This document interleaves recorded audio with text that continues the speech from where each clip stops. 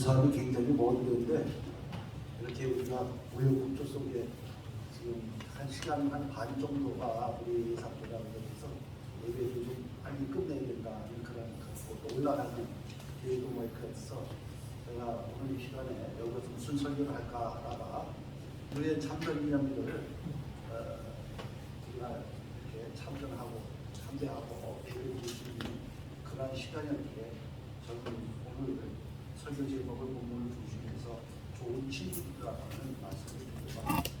제가 선교 20년에 27개국을 돌면서 이스라엘에서 3년 동안 선교했습니다.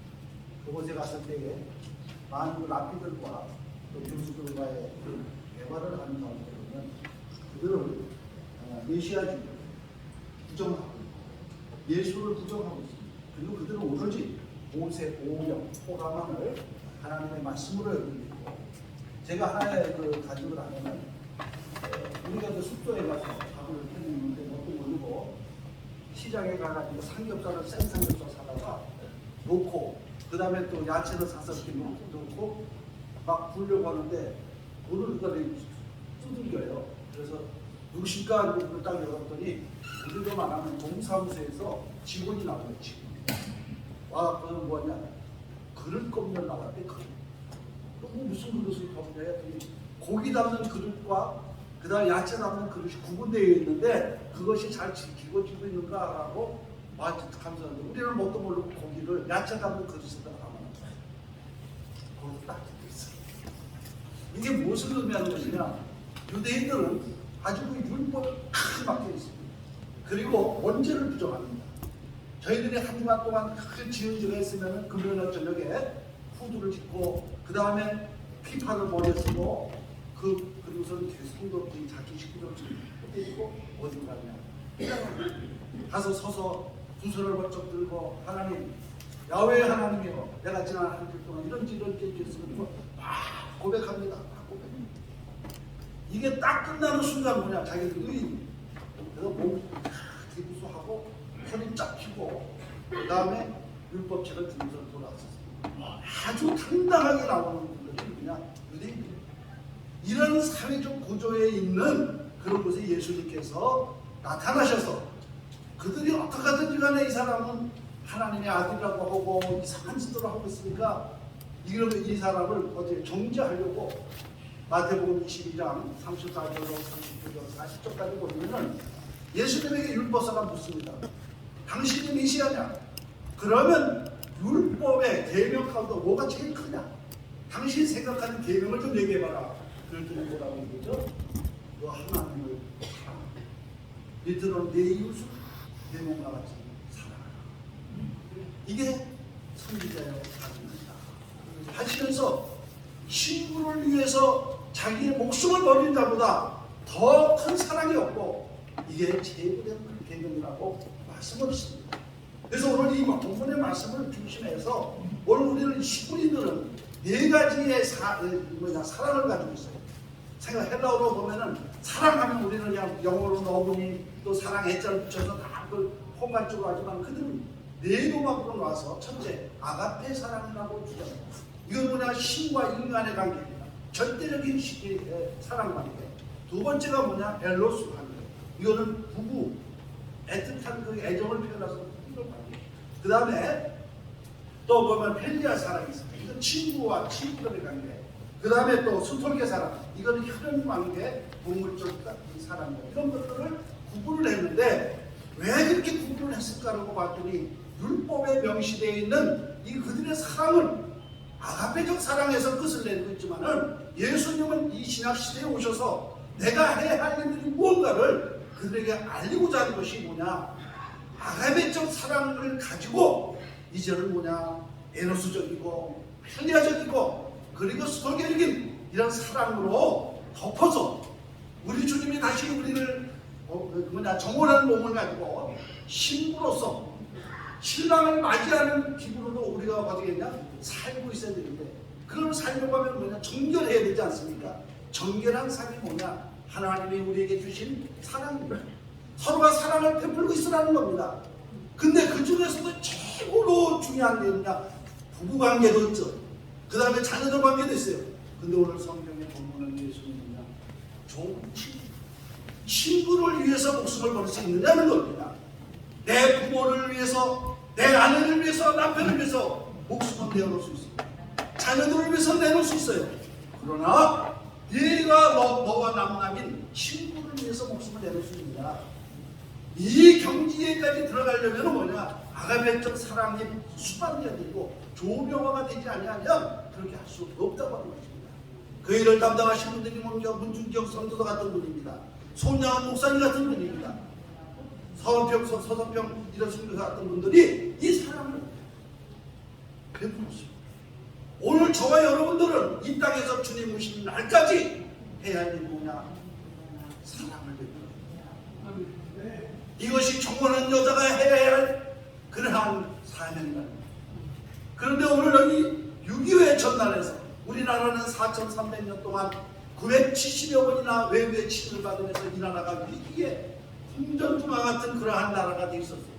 그럼에도 하나님이 애국가에다가 보호하사 우리나라 만세라고 하는 말씀을 주셨어요. 이 민족을 우리는 지금까지 나라를 잃지 않고 살아가고 있어요. 저는 23개월 돌아서 어디에 가 있습니까? 이스라엘에서 에집트로, 그 다음에 요르단으로, 그 다음에 레바논으로, 시리아로 이렇게 쭉 돌아서 7개 이란, 이라크까지 돌았는데 거기 가서 누굴 만나니까 큰 도적들을 만나요. 그들이 텐트를 한 450개 쳐놓고 낮에는 50도 열기, 그 안에는 70도가 있는데 막 뜨거워요. 계란이 익을 정도에 못 들어가. 그리고 밤이면 또 영하 2도가 떨어져 추워서. 근데 그 사람들의 생활관이 어떻습니까? 이쪽 나라에서 쫓으면 터키 쪽으로 넘어갔다. 터키에서 쫓으면 또 시리아 쪽으로 넘어갔다. 이리로 사는 그 민족이 쿠르드족. 우리나라 인구가 같은 4,800만을 가지고 있어. 그럼에도 불구하고 나라가 없어. 그러나 사람들에게 가서 텐트에 가서 설교를 좀 해볼라 치면 어떡하죠? 화장실이 없으니까는 밤이면 바깥에 나가서 아무데나 대변 받고 신발도 없는 사람들이 그냥 밟고 들어와서 방에다 붙여놓고 자고 있어. 집집마다 들어가서 예배를 드린다면 코를 바짝 부는 예배 드릴 수 없는 그런 환경으로 살아가는 사람. 나라가 없어.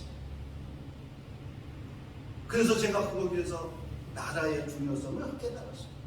나라가 없으면 안 된다.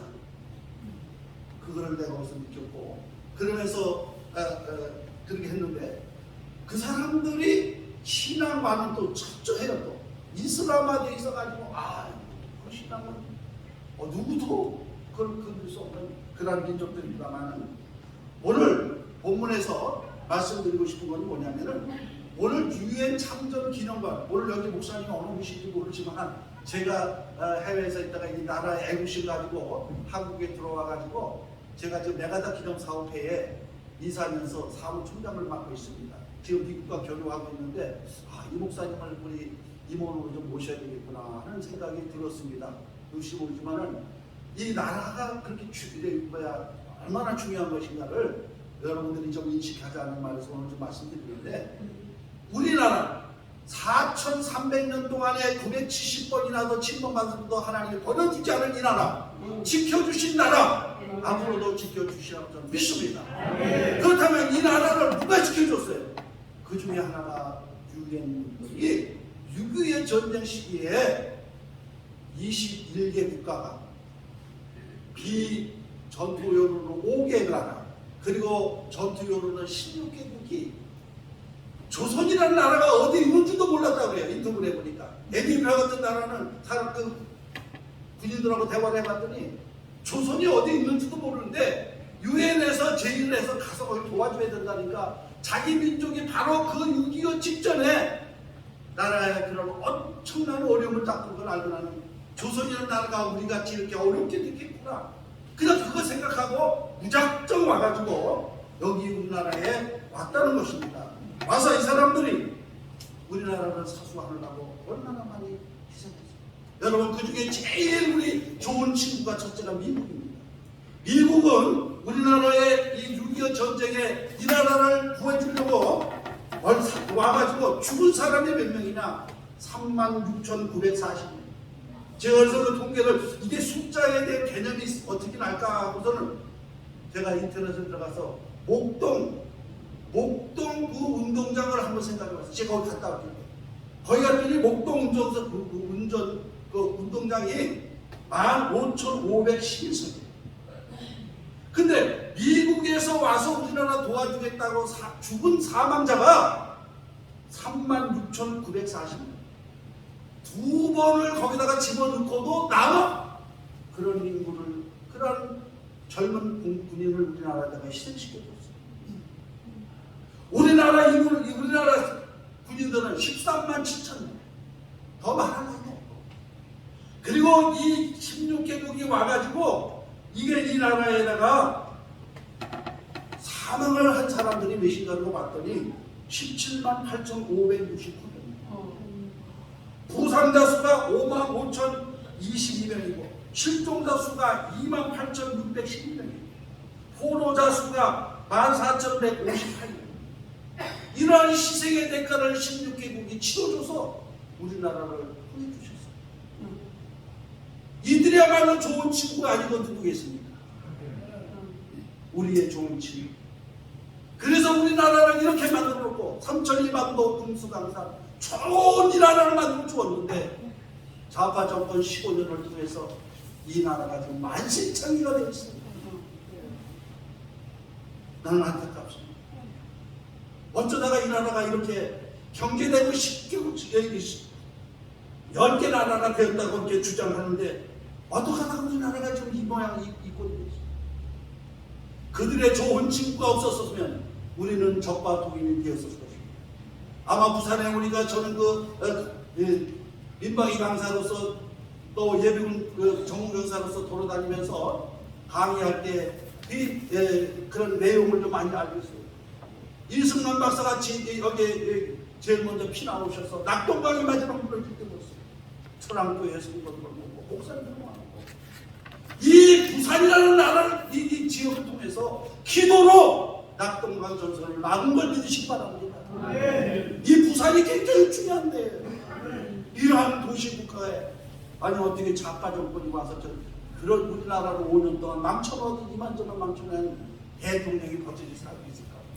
야, 아까 밥 먹으면서 그랬습니다. 부산에 우리 국민들 너무너무 착하다. 지역은 얘기하지 않겠어요.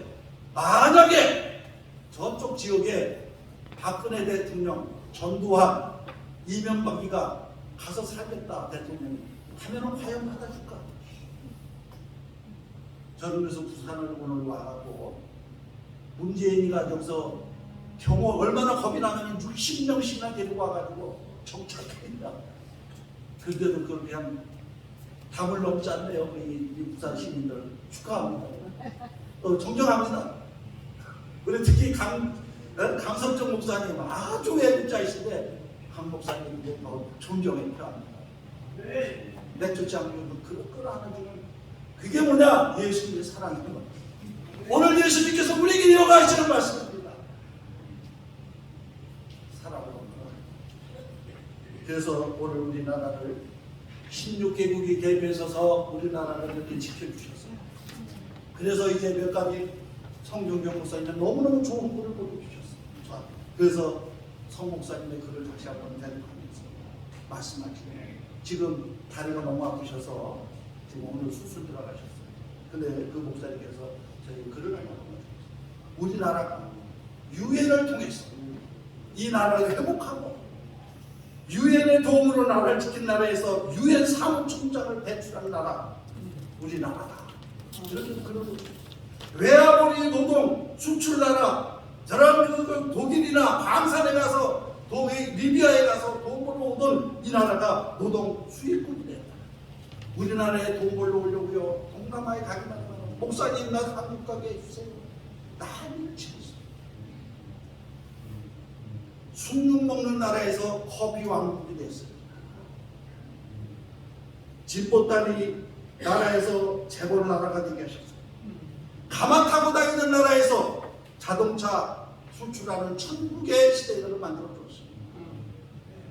길 하나 오솔길로 다니던 나라가 거미줄 고속도로가 만들어져서 나는 여기 오는데 건국 고속도로만 타야 오는 줄 알았어요. 아니 생전 처음 가는 길로 막 그냥 기사님이 몰고 그래도 빨리 오시려고 아마 오실 것 같습니다. 우리 개념은 뭐냐? 부산을 간다. 경부간 고속도로만 선주는 거지. 이런 사통팔방의 나라의 길을 만든 겁니다.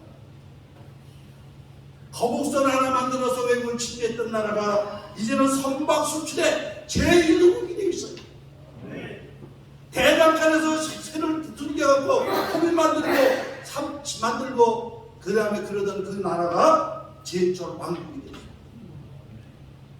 5일장 지내면서 고무신 팔던 나라가 백화점 대형마트의 나라가 되었습니다.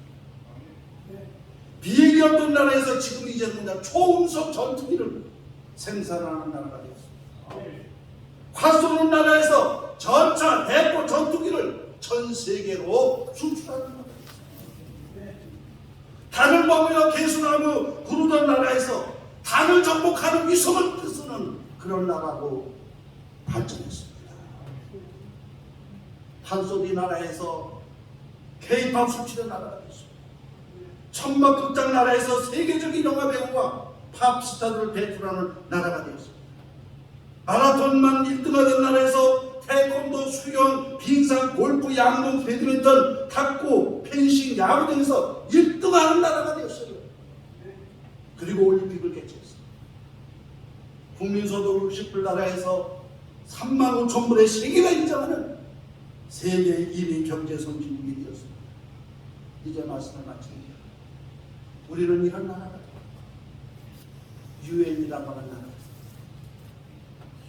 우리나라가 어디 붙어있는 거 목숨 걸고 와서 싸워줬던 유엔의 참전국들 오늘 이 나라를 이렇게 축복받는 나라로 만들었다는 것을 기억하시고 오늘 우리는 기독교인으로서 생각날 때마다 우리나라에 참전했던 그 나라 여러분들 기도하십시오. 그리고 해주십시오. 그 축복이 모두 우리에게 우리 후손들에게 다 임할 줄로 믿습니다.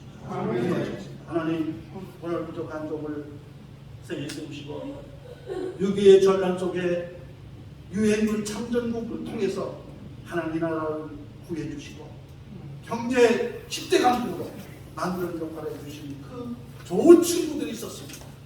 그 나라 같은 나라들을 축복하여 주시고 이제 아버지 하나님 우리가 이제는 대한민국으로서의 이런 명분을 가졌으며 제1의 예루살렘을 이뤄서 전 세계에 복음화를 준다. 경제를 나눠주는 그러한 나라가 될 수 있도록 축복해 주시옵소서. 모든 영광 주님께 드리고 예수님 이름으로 기도합니다.